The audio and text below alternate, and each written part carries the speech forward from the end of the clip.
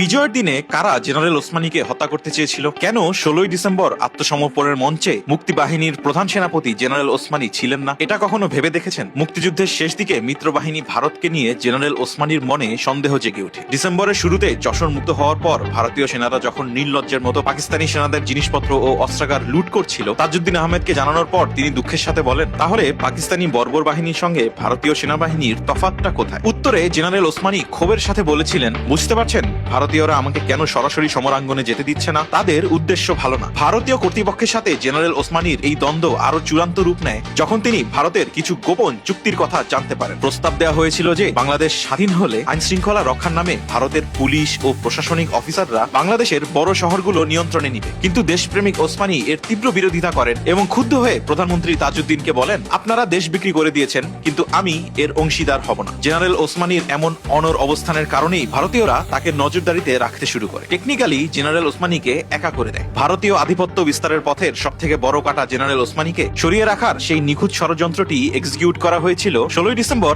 আত্মসমর্পণ প্রোগ্রামের ঠিক আগ মুহূর্তে। 16ই ডিসেম্বরের সকাল, তখন রেসকোর্স ময়দানে আত্মসমর্পণ অনুষ্ঠানের প্রস্তুতি চলছে। মুক্তিবাহিনীর প্রতিনিধিত্ব কে করবে সেটা নিয়ে তখনও কোনো সিদ্ধান্ত হয়নি। ব্রিগেডিয়ার উজ্জ্বল গুপ্ত জেনারেল ওসমানীকে জানালেন, আজ ঢাকায় পাকিস্তানি সেনারা আত্মসমর্পণ করবে। খবরটা শোনার পর জেনারেল ওসমানী আনন্দে মেতে ওঠার বদলে চুপ ও গভীর হয়ে যান। জেনারেল ওসমানী কখন ঢাকার উদ্দেশ্যে রওনা হবেন সেই ব্যাপারে তিনি কিছুই জানা ছিলেন না। তাই পরিস্থিতি বুঝতে না পেরে শেখ কামাল ও ডক্টর জাফরুল্লাহ এই বিষয়ে তার কাছে জানতে চান। তখন তিনি বলেন, ঢাকার উদ্দেশ্যে রওনা হওয়ার জন্য প্রধানমন্ত্রী তাজউদ্দিন আহমেদের কোনো নির্দেশনা তিনি তখনও পাননি। যুদ্ধক্ষেত্রে তিনি সর্বাধিনায়ক হলেও মূল সিদ্ধান্ত ও আদেশ মন্ত্রিসভা থেকে প্রধানমন্ত্রীর মাধ্যমেই আসতে হয়। ঢাকায় যাওয়ার কোনো নির্দেশ না পেয়ে জেনারেল ওসমানী সিলেটে তার বাবা মায়ের কবর জিয়ারত করতে যাওয়ার সিদ্ধান্ত নেন। আধা ঘন্টার মধ্যেই জেনারেল ওসমানী, শেখ কামাল, ডক্টর জাফরুল্লাহ এবং এম এ রব ভারতীয় পাইলটদের সাথে নিয়ে হেলিকপ্টারে করে সিলেটের উদ্দেশ্যে রওনা দেন। কিন্তু মাঝপথেই ঘটে যায় এক ভয়ঙ্কর ঘটনা। হঠাৎ একটা প্লেন এসে তাদের চারদিকে চক্কর দিয়ে যায়, তারপর শুরু হয় গুলির শব্দ। জেনারেল রবের পায়ে গুলি লাগে এবং তখনই তার কার্ডিয়াক অ্যারেস্ট হয়। ডক্টর জাফরুল্লাহ সেই সময় তাকে কার্ডিয়াক মাসাজ দেওয়া শুরু করেন। অন্যদিকে হেলিকপ্টারের ট্যাঙ্ক ফুটো হয়ে যাওয়ায় তেল সব বের হয়ে পড়ে যাচ্ছিল। পরিস্থিতি বেগতিক দেখে পাইলট সময় গুনতে শুরু করেন। তিনি জানিয়ে দেন যে আকাশে আর বড় জোর 10 মিনিট ওড়া সম্ভব। এই চরম বিপদের মুহূর্তেও জেনারেল ওসমানী ছিলেন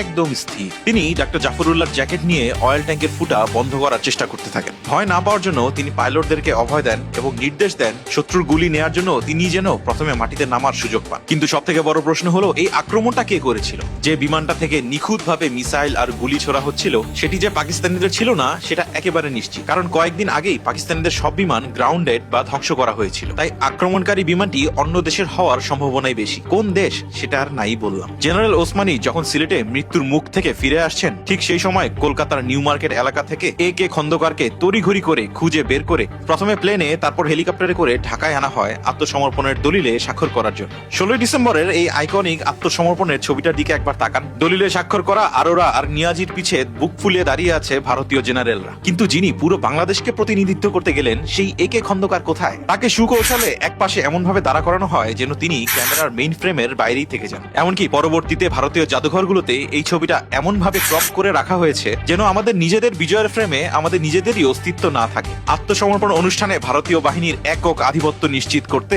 এবং ক্রেডিট নিজেদের করে নিতেই মুক্তিযুদ্ধের সর্বাধিনায়ককে চতুরতার সাথে দূরে সরিয়ে রাখা হয়েছিল। আর তার হেলিকপ্টারে এই রহস্যময় আক্রমণ কার নির্দেশে হয়েছিল? আপনাদের কি মনে হয়? কমেন্ট বক্সে জানিয়ে দিন।